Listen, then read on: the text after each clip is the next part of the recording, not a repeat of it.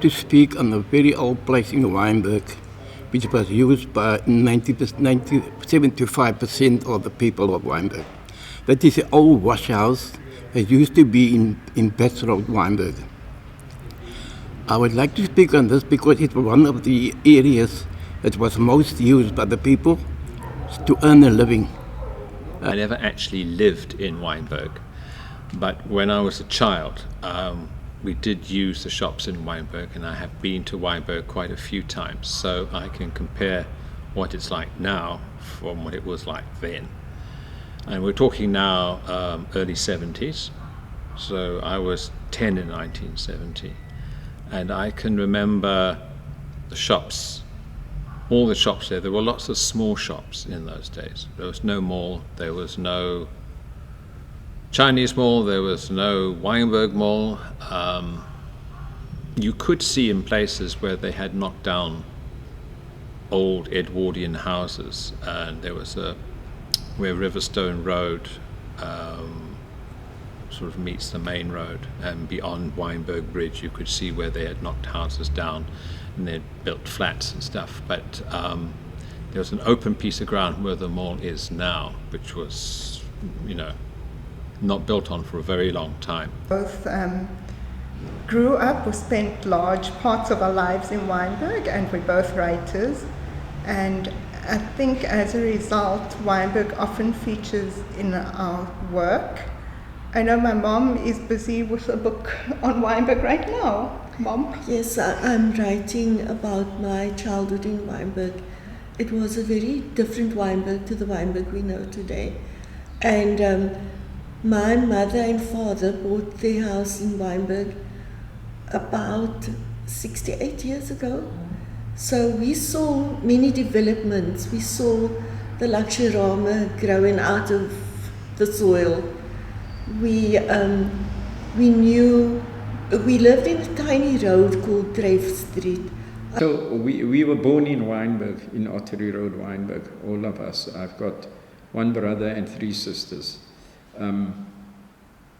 As far as the shop is concerned, it used to be a people's shop. In other words, we used to not only have long hours in the shop. My father used to open the shop at 7 in the morning and close at about 10, 10:30 in the weekdays, and Friday and Saturdays even up to 11:30, 12. However, for those of you who remember at the time, there were restrictions as to what you could sell after hours. After hours being after 6. And of course, with the people coming from work, they needed stuff for tomorrow, for the bread and so on. And the police would fine us if we sold them things.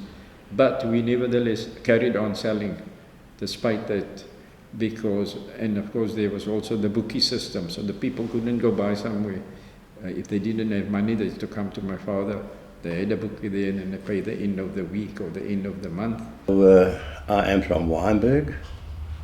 I played my sports in Wynberg, grew up in Wynberg, attended school in Wynberg, and I feel a bit disappointed in certain aspects of Wynberg. And what is a bit bad to me is, if we all know Wynberg has no council houses as such, but we have people that has moved in behind the sports field and the old Bonnie Town. Now, if Wynberg was properly had a proper infrastructure years ago, when I was young, things would have been a bit better. Family home was at in Wynberg, Upper Wynberg, just behind Maynardville, where the old David and Salko factory was.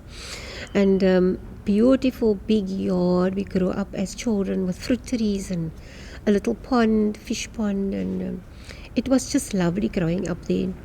And then, of course, it was near Maynardville, and that time it wasn't about mothers going to hospital. I believe we had a nurse, an old nurse Maini. She was riding on a bicycle with a little case, and going to deliver babies, and I thought that was so brave of our mothers to have gone through that. Nowadays it's just rushing off to hospital and planning when and whatever.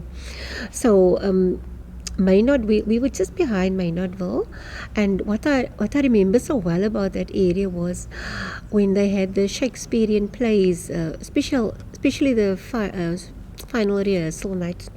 And as children, you were curious, and you would sneak in and go and sit on the chairs and listen to this Shakespeare speech and whatever. And then I had to go to school. That was the Palmerston School. It was a Palmerston School that was started by Dr. I.P. Samuels. He was a doctor of divinity from America. He was sent to South Africa, and then he started his school, and that was the Palmerston School. And it was a very clay thing, built of clay. The building was built of clay, and we as youngsters, that was our school. And well, it didn't last for long, and I just went there for about a couple of years. So one winter morning, it was a storm, and the thing just collapsed. After doing the first stages of that, it was suggested that I write a doctorate. I'd always wanted to do that because I live in Wynberg, and the place fascinated me, which is why I wanted to live here.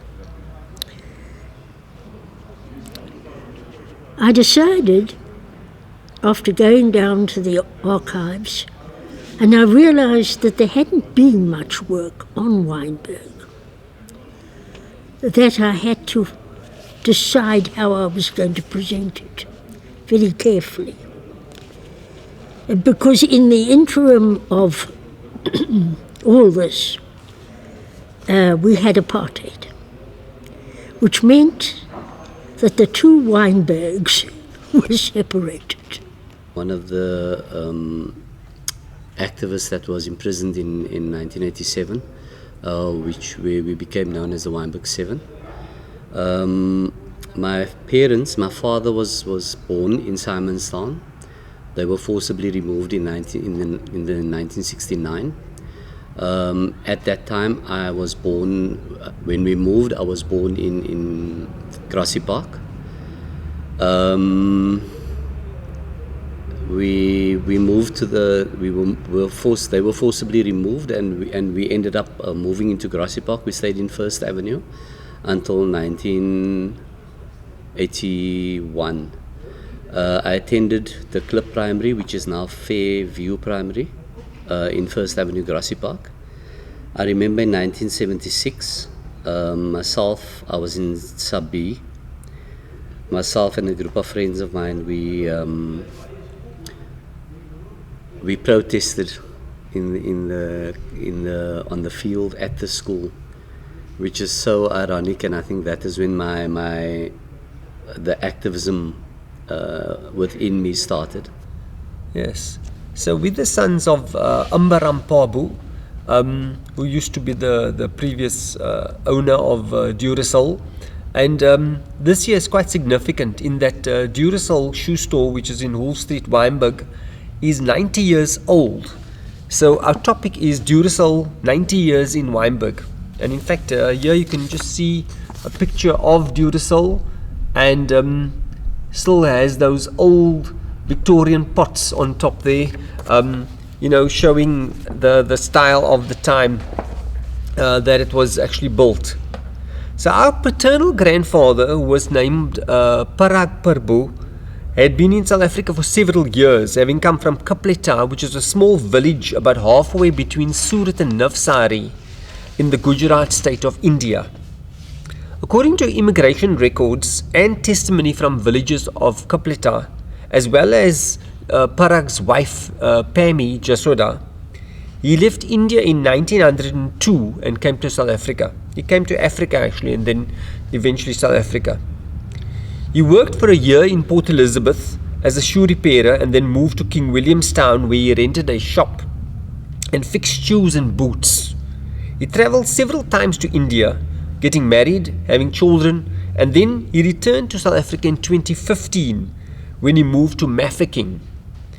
He again travelled a few more times to India, and then he came to Cape Town, where again he travelled to India in 1929 and returned in 1932.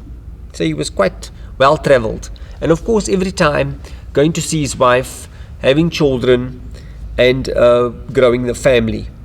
He belonged to a group of shoemakers that all came to South Africa as single men, but who had families in India.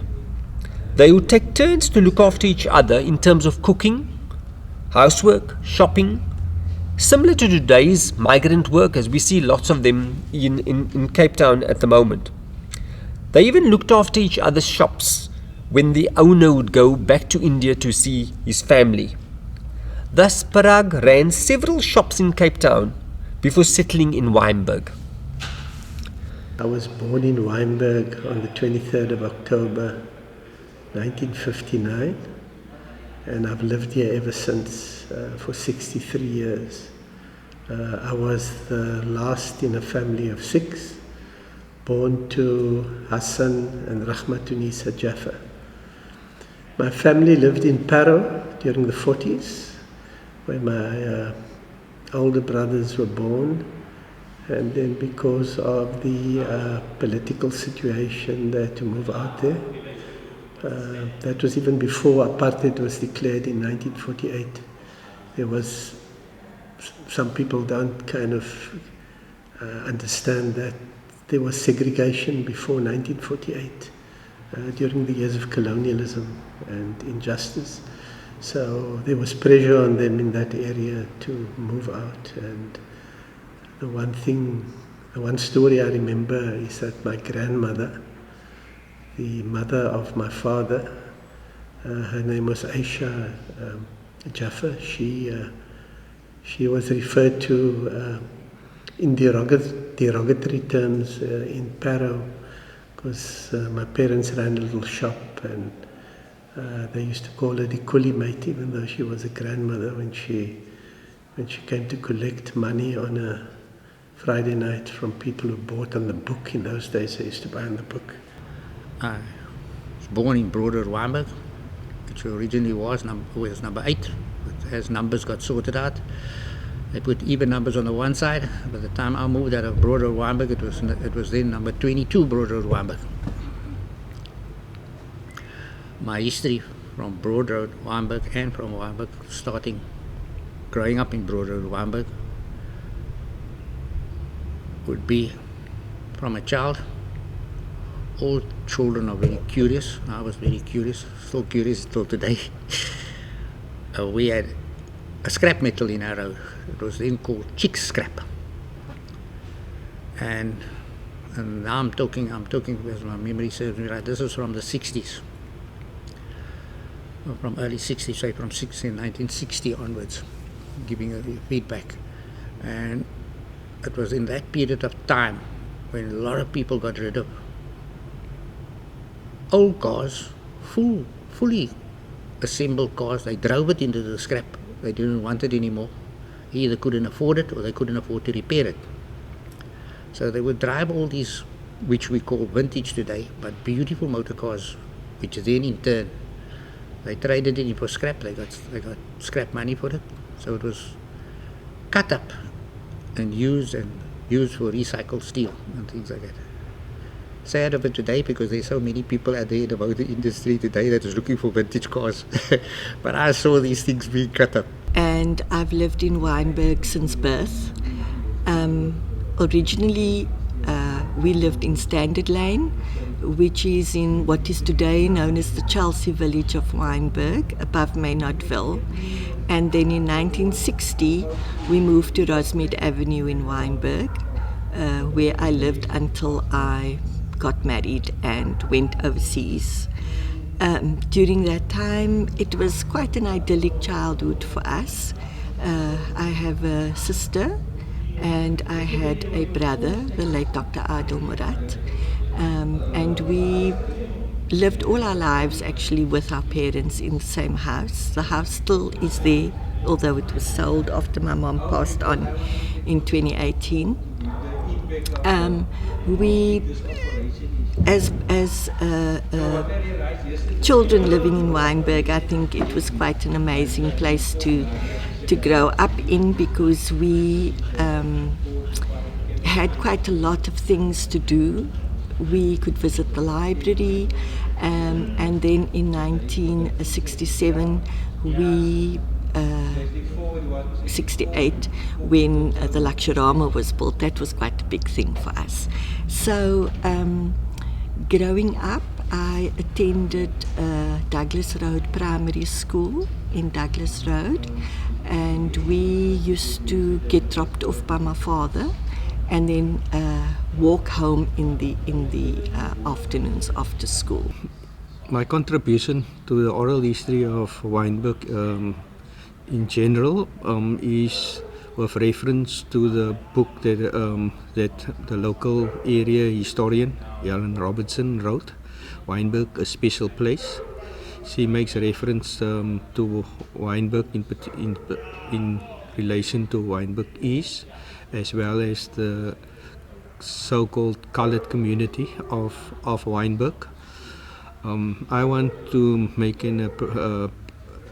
bring to the attention of the viewers that Wynberg needs to be placed within the broader context of Cape Town and South Africa, and that is, first of all, the Dutch slave era, and then secondly, the British segregation period. Thirdly, the nationalist separate development, also known popular as apartheid era, and then post 1994. I was born in 1990 to parents Rushan and Sadly Sesman in Wynberg. We reside in 12 Hastings Road, Wynberg. My grandmother and all her family were originally from Wynberg, my mother as well. So my grandmother, Haji Aisha Saleh, she was the daughter, or she is the daughter rather, of the Ismail Adams, who was better known as Damai Blacksmith, and he in turn was the son of the Sa'id Adams, who was also known as Pang Blacksmith. They originated from Berry Road in Wynberg. Berry Road and Berry Lane were two very different places. In that Berry Road, if one were to come up from Park Road, you turn into Berry Road. And on the corner of where Berry Road meets Berry Lane, there was the stables and the blacksmith workshop. And that was where my great-great-grandfather, Pang Blacksmith, where he originated his blacksmith trade. And at the time, in about the 1800s, it was a very flourishing trade because at the time very few people had cars and many had horses. So he was particularly well informed and well versed and well known by the community because he had a central trade, working with iron and blacksmith work. I grew up all my young life in Wynberg, born here in 1967, and I lived opposite the Lakshorama in Mars Road, so that is before the area got built up a little bit. From our front door you could see straight into Park Road, into the Lakshorama, and at that stage, right at the back of us, the wash house was still very much there. I think it was in the 70s that the wash house got demolished, but it left a lot of open space. Often jumped over the back wall right into the park, and that was young life really. I attended Douglas Road Primary School, So the walk from home to school was something like about 10 minutes at most. And I must say that because of the area structured the way it is, I actually didn't even know that there were other people outside of Wynberg. Many things, but one of my interests is in, I suppose, local history and roots and place and time and person, those three aspects of old ancient grammar, the place being Cape Peninsula, my home, Wynberg, my old stamping grounds, and the people I've known and loved, and the time is now, and the time was then, and ever will shall be. So I was invited to talk here, and I could talk about my Merrington forebears, who are many, scattered across South Africa in places like De Aar and in New Bethesda, in the Cam de Boo, in the Great Karoo, and all over. But today I'm talking about on my mother's side of the family, my mother's side, what they call my maternal Distaff side, which has strong roots in Wynberg. And Merringtons go back to 1809, which is way before even the 1820 settlers, which makes us possibly one of the oldest English-originated families in South Africa. So Wynberg was a place of importance. I remember we used to travel a bit to Wynberg. The first thing I remembered, there was down Church Street or Church Road towards the courts.